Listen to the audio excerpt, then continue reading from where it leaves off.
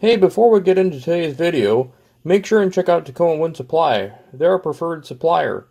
From anything from bulk materials such as pavers and pipe, to water features and low voltage landscape lighting, and drainage and pumps, Wind Supply is a one-stop shop as a pro for the supplies and tools you need to get the job done.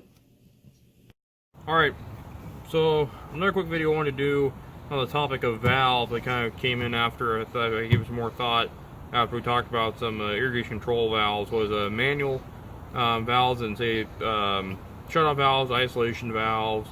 Maybe these are after your water source, or maybe after you're tied into a water line to a house or a commercial building. Maybe just throughout the property to isolate different portions of the irrigation. And what kind of spurred this was I had a call this week. It was about a week ago, about last Saturday, and from a gal, and she just wanted the irrigation disconnected. She didn't use it, had a couple of dogs, and there was a wet spot in the yard, and the irrigation didn't turn on, but it was weeping water, and so she just wanted to get disconnected. So this is what happened. This was outside. There's some above ground manual anti-siphon valves. This was shut off.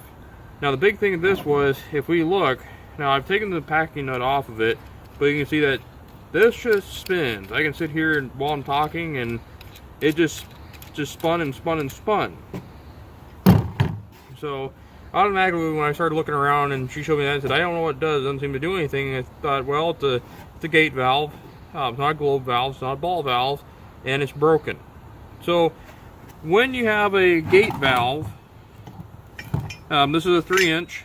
You can see that when I turn the handle, we can see the gate drop down into the body. And it's sealed. Now the bonnet's come apart.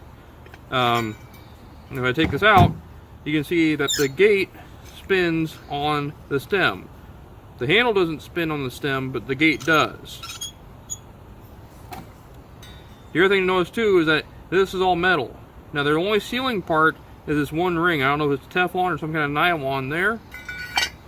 That's how it goes together. When we take this valve apart, this one being the broken one, you can see somebody looks like pulled a Teflon to keep it from leaking. But as soon as we pull it apart, you can see I have the handle, I have the packing nut, I have the bonnet. Here's the gate. So what happened was, if I take this back out, separate the bonnet, get our packing out of the way, you can see that the gates are broken from the stem. Now, you say, so what happened? Now, I've done this before. I've actually broken these during winterizations. What happens is, these valves, say gate valves, are the most notorious in my mind, are non-resilient seal. What that means is, there is nothing between the, say like the gate and the valve body that's going to seal. It's just metal to metal, and metal to metal doesn't always seal. They will weep some water past. So in her case, with the gate broken, dropped down in the valve body, there was still water flowing through this valve, very minimal amount, but it was enough that it went up through those anti-siphon valves and it was leaking out into the yard. Also, if you have a shut-off valve like this, and you've turned off the backflow preventer, this will build pressure very slowly until it equalizes across it. So, okay, now we've talked about non-resilient seal. Then, what do we do? What's a resilient seal valve? What's the alternative? So here I've got an old 2-inch union type champion angle valve, and I've got a full port ball valve. So if we look at, say first, the angle valve, you can see the very bottom of this. If we look through the front, that here's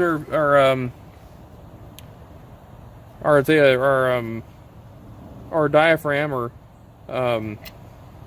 basically, I'm sorry, I come to blank for words, but basically this is, rather than being metal, it's a plastic or a rubber, and that when we seal it down, it actually seals against the seat, just kind of like a globe valve. These don't leak unless there's a problem with the seat or that disc. If we're looking at ball valve, first thing looking into it, if I crack this open, you can see this white ring. If you took this apart, there are two seats that are like a Teflon or a nylon in there, and you can see this chrome ball valve. Once again, ball valves are resilient seal. When these are shut, they shouldn't leak unless there's another problem with them.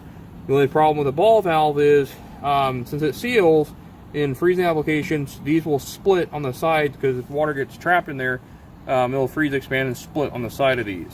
So that was just a quick video going over resilient seal versus non-resilient seal. And if you guys have any questions, comments, please post them in the comments section.